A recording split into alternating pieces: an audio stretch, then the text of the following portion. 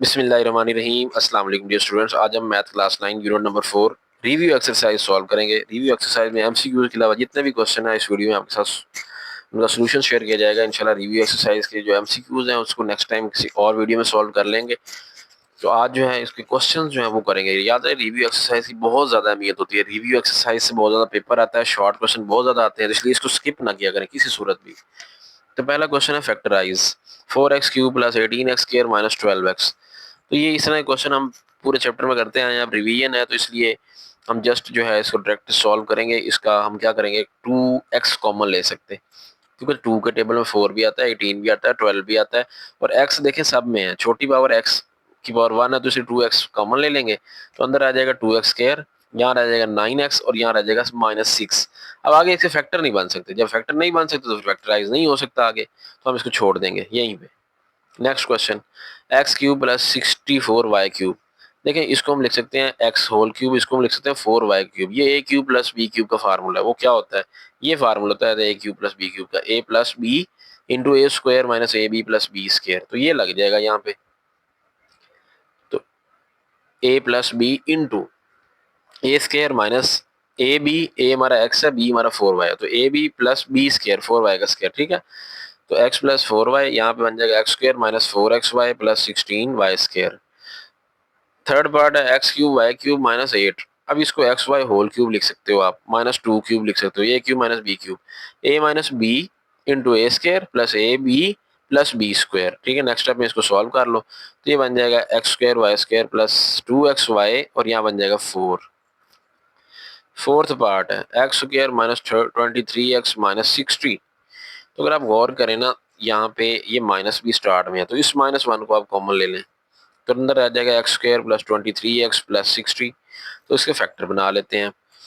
20 multiply by 3 60 भी होता है, 20 प्लस 3 23 भी होता है, तो 20 और 3 इसके फैक्टर बन जाएंगे। यहाँ से कॉमन लो x इंटू एक्स प्लस 20, यहाँ 3 कॉमन लो, अंदर x प्लस 20 रह जाएगा। तो x प्लस 3 x प्लस 20 बाहर -1 ले, ये इस तरह करके हम इसका आंसर लिख देंगे। उसके बाद पांचवा पार्ट है 2x² प्लस 7x प्लस 3। अब देखिए यहाँ पे x² का ऑप्शन 1 नहीं है तो 2 3 6, ऐसे दो डिजिट ढूंढेंगे जिनको मल्टीप्लाई कराने से 6 आए और प्लस कराने से 7 भी आए। तो अगर आप देखें 6 1 6 भी होता है और 6 प्लस 1 7 भी होता है, तो इसलिए इसके जो फैक्टर होंगे ना 7x के, वो बनेगा 6x प्लस 7x। ठीक है, तो यहाँ से अब देखिए क्या कॉमन आ रहा है इतने हिस्से में से, यहाँ से कॉमन आ रहा है 2x, तो 2x कॉमन ले लेंगे, अंदर आ जाएगा x प्लस 3, यहाँ 1 कॉमन, जहाँ कुछ कॉमन हो 1 लिख देते हैं तो x प्लस 3। तो 2x प्लस 1 x प्लस 3 ये इसका आंसर आ जाएगा। उसके बाद नेक्स्ट पार्ट है x की पावर 4 प्लस 64। इसको कैसे लिखेंगे, इसको हम यूँ लिख सकते हैं, इसका कोई फार्मूला नहीं है लेकिन हम फार्मूला खुद जबरदस्ती कंप्लीट कर लेंगे। कैसे करेंगे, इसको हम लिख लेंगे एक्स स्क्वायर का स्क्वायर। अब ये हमारा ए बन गया, एक्स स्क्वायर हमारा ए बन गया, ए स्क्वायर और 64 होता है 8 का स्क्वायर, तो ये हमारा 8b बन जाएगा। तो ए स्क्वायर प्लस बी स्क्वायर। अब फार्मूला कंप्लीट हो सकता है अगर हम +2a भी कर दें। अब +2a भी हम खुद से कर रहे हैं क्योंकि हमें कंडीशन नहीं बता रही कि ऐसा है, तो +2a भी आपने खुद से लगाया तो मैथ कहता है फिर उतना माइनस भी करो, तो उतना माइनस भी कर देंगे। इससे हमें फायदा ये हुआ, ये अब हमारा फार्मूला क्लोज हो रहा है, a plus B whole square. तो a एक्स स्क्वायर है, b हमारा 8 है, तो a plus B whole square close करो और साथ में ये लिख दो -2 8 16 -16 एक्स स्क्वायर। अब x square plus 8 whole square, ये 16 को आप 4x होल का स्क्वायर लिख सकते हो। ठीक है, तो जब 4x होल का स्क्वायर लिखोगे तो अब ये फार्मूला बन गया A square minus B square form है। वो होता है A minus B A plus B, एक बार माइनस में लिख लो एक बार प्लस में लिख लो। अब तरतीब में लिख लेते हैं, कांस्टेंट एंड पे कर देते हैं, एक्स वाई टर्म दरमियान में कर लेते हैं, तो यही काम हमने कर देना है। उसके बाद सातवां पार्ट है एक्स की power 4 plus 2x square plus 9। तो देखें भाई, इसमें इसमें भी हम उसी तरह फार्मूला कंप्लीट करेंगे खुद से। देखिए इसमें इसको लिख लेंगे एक्स स्क्वायर का स्क्वायर, ठीक है, और ये 3 का स्क्वायर है तो ए स्क्वायर प्लस बी स्क्वायर, अब प्लस 2ab प्लस किया तो उतना ही माइनस भी कर देंगे, और ये साथ में 2x स्क्वायर जो है ना, ये साथ में ये चलता रहेगा, प्लस 2x स्क्वायर वो एंड पे लिख देंगे। अब ये फार्मूला हमारा क्लोज हो जाएगा, a plus B whole square यहाँ तक, तो a plus B whole square close कर दिया। यहाँ पे देखिए कितना बन रहा है, 3 2 -6x square plus 2x square, तो -6 प्लस 2 करेंगे ना -4x स्क्वायर हो जाएगा।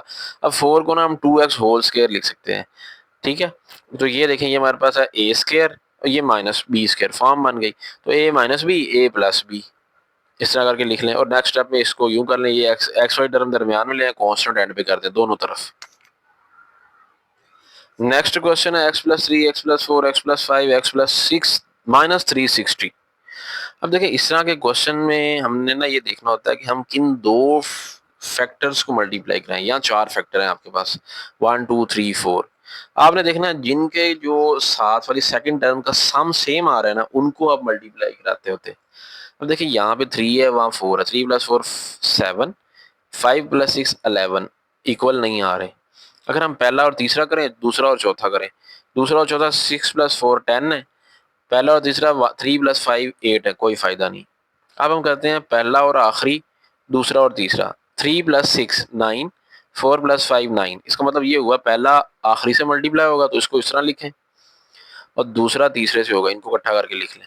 अब मल्टीप्लाई कराना शुरू करें, ये हो जाएगा x², फिर x 6 से मल्टीप्लाई होगा 6x, फिर 3x + 3 6 है 18। ठीक है, अब इधर भी करें x² + 5x हो जाएगा प्लस 4x प्लस 4 5 है 20 और एंड पे -360 एज इट इज आ जाएगा। तो -360 एंड पे आ गया, एज इट इज आ जाएगा। ठीक है, अब इनको कराना मल्टीप्लाई, तो ये x² + 9x + 18 हो जाएगा, इधर हो जाएगा x² + 9x + 20।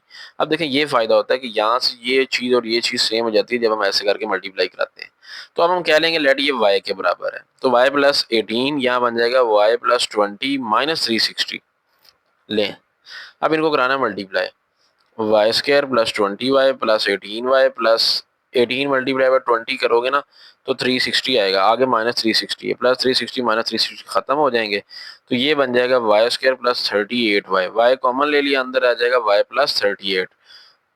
तो क्या करेंगे, अब हम बैकवर्ड सब्स्टिट्यूशन करेंगे, y की जो असल वैल्यू है ना वो लगा देंगे। y की वैल्यू है x² + 9x, तो देखें यहाँ पे लगा देंगे x² + 9x और यहाँ पे भी लगा देंगे x² + 9x, आगे +38 एज इट इज आ जाएगा। ठीक है, अब यहाँ से हम मजीद भी कॉमन भी ले सकते हैं, एक x कॉमन ले लें तो अंदर आ जाएगा x + 9 x² + 9x + 38। ठीक है, ये बैकवर्ड सब्स्टिट्यूशन क्यों की है, क्योंकि हमारा क्वेश्चन तो x में था ना, ये तो हमने खुद लेट करके उसको y में लेके गए थे, तो इसलिए जब हमने y की वैल्यू निकाल लेनी है ना तो एंड पे y की जगह पे ये लगा देना x² + 9x, तो वही हमने किया, y की जगह पे वो लगा दिया।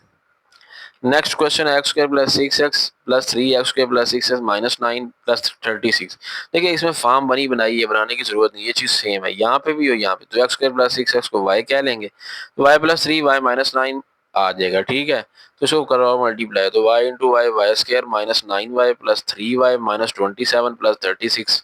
तो y² ये बन जाएगा -9y + 3y - 6y, ये बन जाएगा 36 में से 27 माइनस ये +9। ठीक है, अब हम ना इसके फैक्टर बना लेंगे, ये हमारा स्क्वायर कंप्लीट हो रहा है। देखें y² स्क्वायर भी कंप्लीट हो रहा है, फैक्टर भी बन रहे हैं। चलो फैक्टर बना लेते हैं, ऐसे दो डिजिट जिनको मल्टीप्लाई कराएं, 9 आए और उनको प्लस करने से 6 आए, तो 3 और 3, 3 + 3 6 भी है और 3 × 3 9 भी है, तो -3y - 3y लिख लिया, इसको फैक्टराइज कर लिया। अब यहाँ से y कॉमन लोगे अंदर आ जाएगा y - 3, यहाँ से 3 कॉमन लोगे अंदर आ जाएगा y - 3।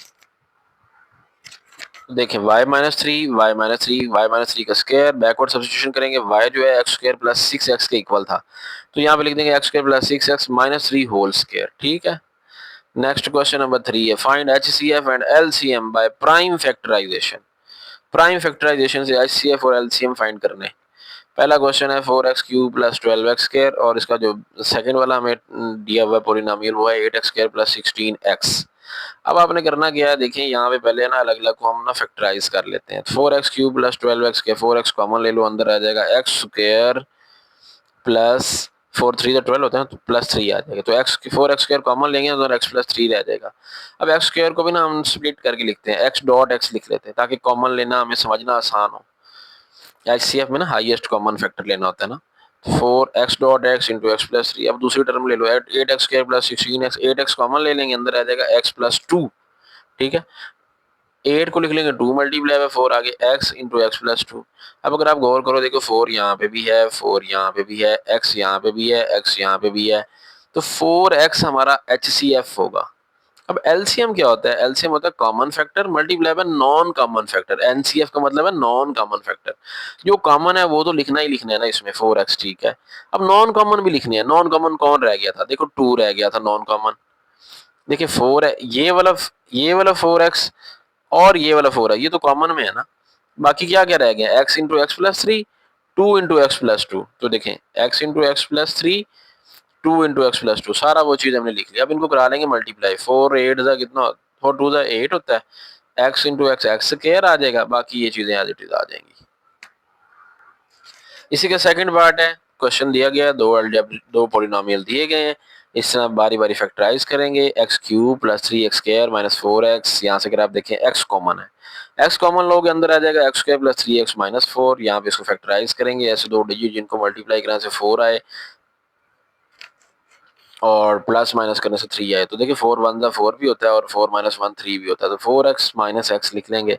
तो x into x minus one, यहाँ 4 कॉमन लोग अंदर आ जाएगा x माइनस वन, ठीक है। तो x into x minus one x plus 4, ये हमारे पास एक आ गया फैक्टराइज होने के बाद। दूसरी टर्म को कर लें factorize, x square minus six, max square minus x minus six, तो इसको फैक्टराइज करेंगे तो 3 2 जा 6 होता, 3 में से 2 गया 1 भी होता, तो 3 और 2 फैक्टर बन गए। तो यहाँ से कॉमन ले लें, एक तो x into x minus three रह जाएगा, plus 2 into x minus three रह जाएगा, ठीक है।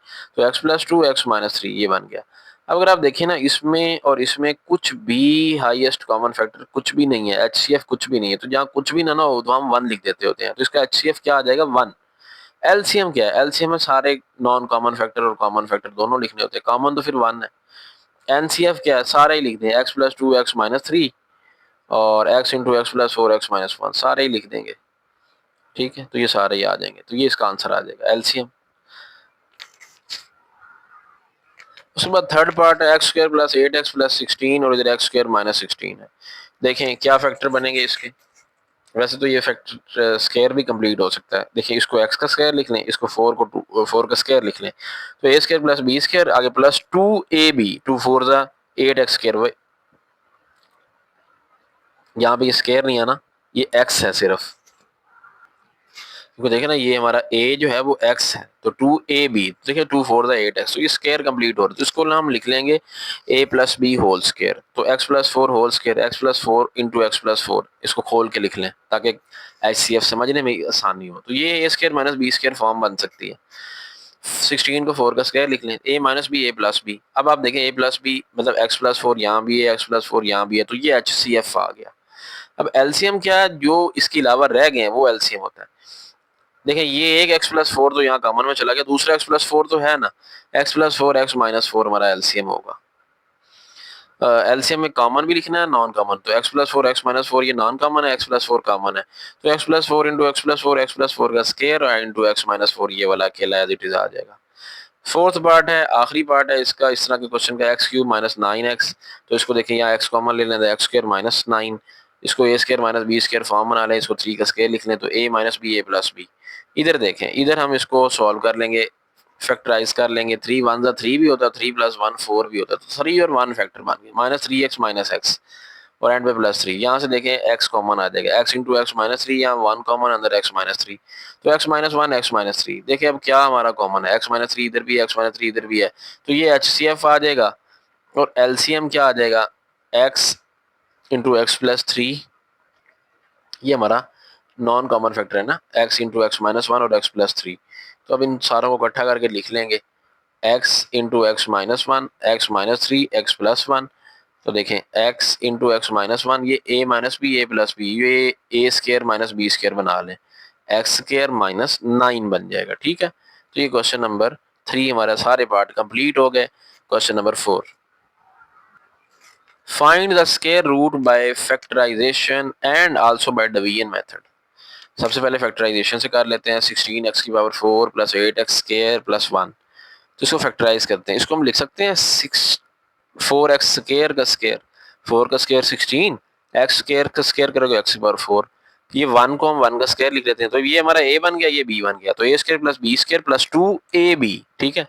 अब देखिए 2 4 8x स्केयर वही चीज बनती है, तो a plus B whole square, ये इसको क्लोज कर देंगे।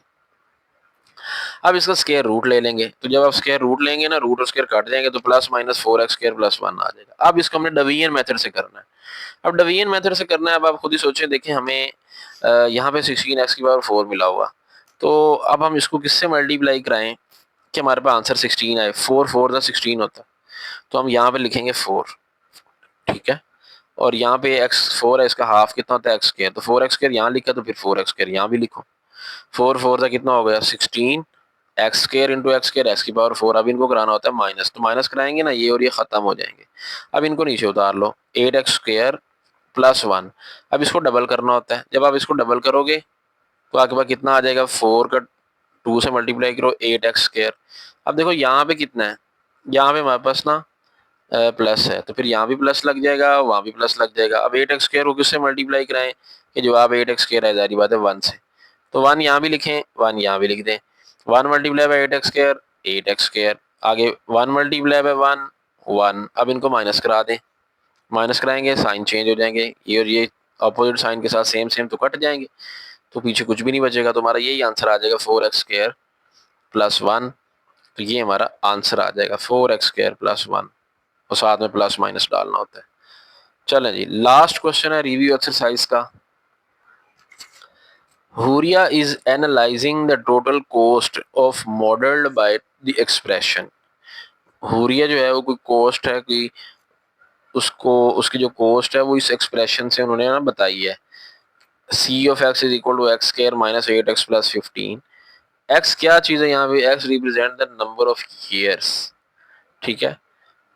What is the optimal repayment period, ये उसने ना कोई पैसे इन्वेस्ट किए हैं, ठीक है, उसको ना जिसमें उसको रीपेमेंट मिलनी है, मतलब पैसे जो है वो ज़्यादा मिलने हैं, इन्वेस्टमेंट की हुई है कुछ, तो उन्होंने बताया कि वो इस फंक्शन से जो है उसका एक्सप्रेशन जो है दिया गया है।